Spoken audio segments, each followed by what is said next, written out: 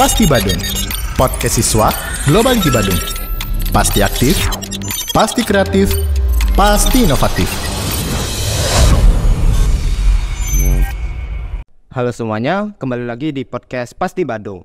Podcastnya siswa Global IT Badung yang tentunya pasti aktif, pasti kreatif, dan pasti inovatif. Nah teman-teman, kali ini kita kedatangan tamu nih dari Telkom Akses. Halo Pak, selamat siang. Halo, selamat siang. Bagaimana kabarnya Pak? Astungkara, sehat, baik. Oke, boleh diperkenalkan diri terlebih dahulu Pak. Selamat siang, perkenalkan nama saya IGD Setiawiguna atau biasa dipanggil Gun. Saya bertugas sebagai tim leader Fiber Academy dari Telkom Akses Denpasar. Jadi bisa dijelaskan Pak untuk pekerjaan Bapak itu ngapain kalau menjadi tim leader itu?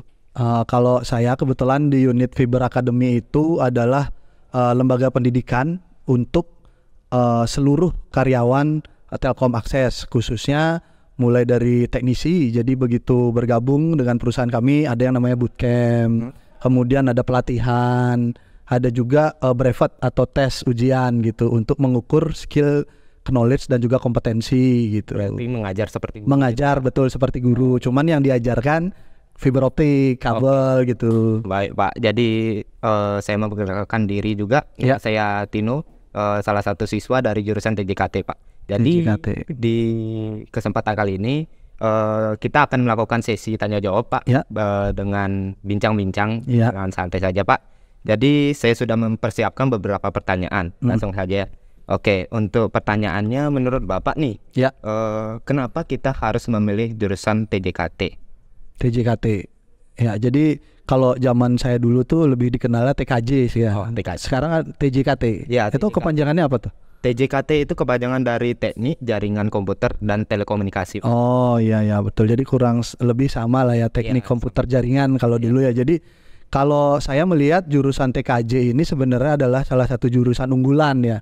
Karena keahlian dan skill pasca siswa-siswi lulus itu sangat dibutuhkan di dunia kerja gitu. Jadi banyak sekali pekerjaan sebenarnya yang membutuhkan skill dan kemampuan dari siswa-siswi TKJ. Karena kan di TKJ itu seperti namanya belajar teknik, Ya. baik itu teknik jaringan gitu. Kemudian belajar juga terkait yang namanya komputer. Dan sekarang di dunia atau di industri yang serba digital ini, jadi skill seperti itu sangat dibutuhkan dimanapun ya menurut saya. Bahkan hampir semua saya rasa membutuhkan yang namanya alumni atau lulusan dari TKJ ini gitu. Oke. Jadi kita udah mengenalkan tadi jurusan TKJ itu apa. Nah, untuk prospek kerjanya nih Pak, Nah, prospek kerja dari TKJ apa? TJKT. ini kalau saya mau cerita di perusahaan saya sendiri ya, artinya di di Telkom Akses. Ya. Jadi kalau di Telkom Akses ini juga sebenarnya banyak sekali lulusan TKJ yang direkrut atau yang saat ini bekerja. Kalau di tempat saya sendiri, satu selain sebagai teknisi jaringan, mereka juga ada yang bekerja sebagai SDI atau Survey Drafter Inventory.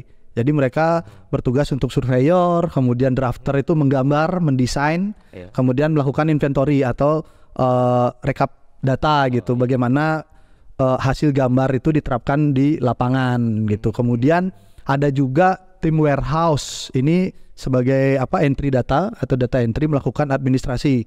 Jadi misal dalam hal contoh pengelolaan material, entah itu modem, kabel dan lain sebagainya, itu bisa tuh. Itu selain itu masih banyak lagi nih. Nah ini juga penting nih, kan di masyarakat banyak stigma bahwa lulusan TKJ atau alumni TKJ itu pekerjaannya banyak di lapangan atau pekerja kasar gitu tanda kutip ya. Ini juga pada kesempatan ini saya mau luruskan gitu ya. Karena kalau teman-teman perhatikan ya, ini sini saya catat ya, saya sambil sedikit contek. Jadi satu, memang sebagai alumni atau lulusan TKJ itu bisa bekerja sebagai teknisi komputer. Jadi ya karena kan teman-teman pasti diajarin basic perbaikan, service, maintenance dan lain sebagainya. Jadi harusnya menguasai bidang itu. Terus kedua, ada ya teknisi jaringan seperti yang saya bilang tadi. Jadi kami atau di Telkom Akses sendiri sangat banyak teman-teman atau yang sekarang ini berasal dari alumni TKJ. Teknisi jaringan itu pun juga ada beberapa jenis, baik itu yang fokus ke jaringan luar atau di lapangan ya terkait fiber optik misal, atau jaringan internal LAN, WAN dan lain sebagainya. Itu banyak banget gitu ya. Kemudian ada juga admin server. Kalau ini sih teman-teman juga minimal udah menguasai bagaimana ketika ada troubleshooting pada server itu minimal sudah bisa untuk merecovery atau mengawasi gitu ya agar tidak terjadi kerusakan di kemudian hari. Kemudian ada juga programmer. Nah ini yang saya bilang tadi, di dunia yang sekarang serba digital itu makin banyak pekerjaan yang bisa terbantu karena AI gitu ya teman-temannya, AI gitu. Jadi programmer ini juga kalau sekarang kan banyak juga yang dihasilkan dari lulusan TKJ. Jadi membuat berbagai jenis program, aplikasi dan lain sebagainya dari sana juga. Ya. Kemudian ada lagi web developer. Ini juga kan sekarang makin banyak ya jenis-jenis web yang dibuat, entah itu untuk industri, marketing, kemudian travel dan lain sebagainya, itu yang berbasis web. Jadi teman-teman TKJ juga bisa tuh membuat yang namanya atau peluang kerja di kemudian harinya sebagai web design atau web developer. Nah kemudian data entry. Nah ini yang saya bilang tadi, data entry ini juga sangat dibutuhkan. Jadi di mana data entry ini kan biasanya pekerjaannya kayak merubah yang dari data manual diinput menjadi data digital gitu kan. Jadi kalau di perusahaan Telkom Akses sendiri, data entry ini diberlakukan biasanya oleh teman-teman warehouse. Jadi ya mereka di gudang itu menerima barang, melakukan input, kemudian melakukan stock of name, artinya mengecek jumlah di data dan juga jumlah fisik apakah sudah sesuai gitu. Dan juga ada teman helpdesk namanya. Jadi helpdesk ini kayak yang di back office, jadi membantu monitoring teman-teman yang bekerja di lapangan, Tino gitu. Terus terakhir nih ada 7 sih saya catat, itu adalah IT support. Nah IT support ini juga sepertinya peluang kerjanya sangat banyak karena hampir di setiap perusahaan itu selalu membutuhkan yang namanya IT support, karena kan dia melakukan perawatan di internal jaringannya, kemudian membantu kalau terjadi gangguan gitu, terus maintenance berkala dan lain sebagainya. Jadi cukup banyak sebenarnya peluang-peluang kerja dari alumni atau jurusan TKJ ini. Jadi sekaligus membantah gitu ya, artinya stigma yang terjadi di masyarakat bahwa tidak hanya menjadi pekerja kasar atau pekerja lapangan gitu, kurang lebih Tin. Berarti teknisi ini udah bukan cuma lapangan lagi ya? Udah enggak. Lagi ya? Enggak, iya. Di dalam rumah pun ada. Itu masih aman ya? Betul, ada yang di internal juga. Tadi kan di back office banyak juga kan, itu kayak web design, programmer itu kan sebenarnya pekerjaan yang bukan di lapangan ya, itu kan. Lapangan. Tapi ya artinya sebenarnya masyarakat atau teman-teman yang di TKJ itu nggak usah berkecil hati juga gitu, karena kan baik itu lapangan ataupun di back office itu sebenarnya tidak masalah menurut saya, karena kan banyak juga kita belajar teori tapi kalau nggak di cross check ke lapangan itu nggak dapat full ilmunya gitu. Kadang juga ada yang berbeda situasinya begitu Tin. Jadi tadi kan udah dijelasin nih kerjaan-kerjaan apa aja selain jadi teknisi jaringan. Betul. Nah apakah dari pihak Telkom Akses ini menyediakan seperti lowongan PKL untuk terkhususnya SMKTI Bali Global Badung ini Pak? Dia sangat menyediakan. Jadi kayak kalau nggak salah kita sudah pernah bekerja sama juga dengan SMKTI Global, baik itu dalam hal magang, kemudian kemarin pelatihan gitu ya. Jadi kami sangat menerima dan terbuka ketika ada siswa-siswi SMK yang ingin melaksanakan praktek kerja lapangan atau magang di Telkom Akses. Tapi dengan catatan ada beberapa syarat yang harus dipenuhi. Antara apa aja Pak? Ya yang jelas misalnya kuotanya masih ada gitu. Kan kalau misalnya di setiap perusahaan itu ada maksimal yang boleh diterima. Nggak mungkin juga nanti kita terima-terima tapi overload gitu. Kami pasti menyesuaikan proporsionalnya mau ditempatkan di mana, terus yang sesuai dengan jurusannya juga begitu. Oke. Jadi kemudian lanjut nih Pak. Di sekarang kan lagi banyak nih tentang fiber optik. Ya, Bapak itu fiber optik itu apa ya? Nah, ya jadi penting ini teman-teman. Jadi sebenarnya fiber optik ini kan salah satu teknologi yang sedang tren, artinya sedang paling banyak digunakan saat ini ya. Jadi kabel fiber optik itu sendiri adalah salah satu jenis kabel yang dibuat dari fiber gitu, teman-teman, kaca atau plastik gitu. Kaca. Yang secara fisik itu sangat tipis. Ya, jadi kurang lebih sehelai rambut Nah, jadi itu berfungsi sekarang banyak digunakan di sistem telekomunikasi, kemudian di sistem transmisi data ya, atau di medis juga ada itu. Jadi kalau misalnya untuk telekomunikasi, contoh misalnya salah satu produk yang kami berikan itu kan kayak IndiHome itu. Oh, IndiHome. Ya, betul. Kemudian di sana kan ada layanan telepon, ada internet, ada UCTP. Ya, itu contohnya. Kemudian di sisi transmisi data itu juga fiber optik itu sangat membantu karena dengan bandwidth yang cukup lebar gitu, jadi bisa mengirim data itu dalam jumlah banyak dan dalam waktu yang singkat, cepat gitu. Nah, di medis juga infonya sekarang juga sudah digunakan terkait jaringan fiber optik ini. Itu sangat membantu yang namanya kerja-kerja medis atau yang dilakukan oleh para dokter gitu dalam menangani pasien gitu. Berarti kayak di input data di rumah sakit gitu ya, lebih cepat jadi ya? Iya, ada, kalau nggak salah tuh saya lihat ada laser gitu-gitu ya, menggunakan fiber optik. Iya, betul, karena kan itu bisa menghantarkan atau nanti kalau di kami itu dia mengubah sinyal elektrik itu terus menjadi cahaya ya, kemudian disalurkan melalui kabel fiber optik itu sampai ke rumah pelanggan gitu. Oh iya, oke. Gitu. Kemudian dari segi kelebihan dan kekurangan ini Pak, apa sih kelebihan dan kekurangan? Ya.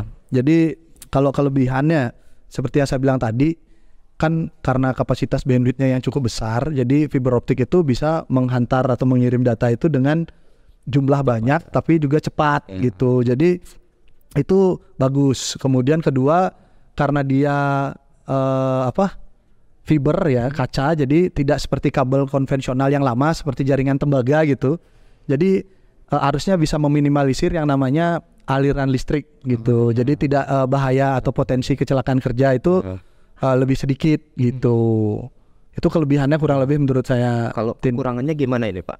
Nah, kalau kekurangannya itu juga tentunya ada ya. Jadi misal satu, karena dia kecepatannya cukup tinggi, kemudian dan bisa mengantar bandwidth yang cukup besar gitu, otomatis harganya relatif lebih mahal. Iya, kemudian kedua, karena dia fiber optik ini mungkin dalam beberapa tahun ini kan masih bisa dibilang sebuah teknologi baru, jadi untuk menggunakan atau mengoperasikan kabel fiber optik ini membutuhkan skill khusus, jadi mesti belajar, pelatihan begitu. Kemudian kabel optik ini juga secara fisik lebih sensitif gitu, jadi nggak bisa ditekuk dan lain sebagainya, ada maksimal bendingnya gitu. Bending itu kayak gimana ya Pak? Tekukan, jadi kayak misalnya gimana ya saya jelasinnya ya, jadi dia nggak boleh terlalu tekuk karena dia kaca atau fiber yang di dalam itu bisa patah sehingga menyebabkan jaringannya loss, kemudian layanan bisa tidak berfungsi begitu. Ya, kemudian nih Pak, ngomong-ngomong tentang fiber optik kan, ya. Benar nggak sih kalau di SMKTI Bali Global Badung nih mau membuat lab fiber optik dengan bekerja sama dengan Telkomsel? Iya betul, jadi sebenarnya ini sudah kita sempat bicarakan dengan Bapak Kepala Sekolah SMKTI Global Badung ya. Jadi ini menjadi cita-cita beliau juga, itu semoga dalam waktu dekat bisa terrealisasi. Jadi beliau menyatakan ke saya juga bahwa memang benar di SMKTI Global Badung itu akan dibangun yang namanya lab fiber optik. Nah, jadi nanti ketika udah ada lab fiber optik itu, jadi siswa-siswi itu bisa belajar tidak hanya teori. Oh, teori. Iya, jadi teman-teman nanti bisa belajar bagaimana atau melihat langsung, baik itu satu kabel fiber optiknya sendiri, kemudian alat-alatnya, sarana kerjanya, terus nanti bisa mempraktekkannya. Jadi sudah nggak hanya imajinasi saja gitu. Jadi berarti siswa-siswa itu udah lebih dipersiapkan lagi untuk dunia kerja ya Pak? Betul. Jadi kan kalau misalnya hanya belajar teori tanpa praktek itu kan masih awang-awang gitu ya, jadi nggak jelas gitu. Makanya nanti ketika ini sudah benar disepakati, kemudian benar dibangun, jadi sekolah ini juga pasti nanti secara bargaining di masyarakat akan lebih unggul gitu. Iya. Jadi untuk mengakhiri sesi podcast ini Pak, bisa tolong berikan harapan atau pesan-pesan ke depannya untuk SMKTI dan adik-adik SMP nih yang mau masuk ke jurusan TKJ untuk tidak ragu lagi masuk ke jurusan ini. Oh baik, jadi harapan saya sih untuk SMKTI Bali Global Badung gitu ya. Jadi makin kesini semoga semakin jaya, besar, artinya siswa-siswinya terus berprestasi, kemudian setelah tamat dari sini juga bisa memperoleh pekerjaan sesuai dengan jurusan dan apa cita-citanya. Kemudian semoga kerjasama kita juga antara SMKTI Global Badung dan juga Telkom Akses terus terjalin gitu ya. Terus untuk adik-adik SMP yang baru saja menamatkan pendidikannya di jenjang SMP, jangan ragu untuk bergabung di SMKTI Global Badung ya. Jadi apalagi untuk jurusan TKJ. Seperti yang saya bilang tadi, peluang kerjanya cukup banyak. Jadi jangan ragu lagi ya, segera daftar ke sini. Terima kasih. Ya, jadi itu saja dari podcast kami kali ini. Jadi tunggu saja untuk podcast-podcast yang akan ada selanjutnya. Jadi pantengin terus ya IG dan YouTube dari SMKTI Bali Global Badung. Sekian dan terima kasih. Bye. Dah. Pasti Badung, podcast siswa Global ITB Badung. Pasti aktif, pasti kreatif, pasti inovatif.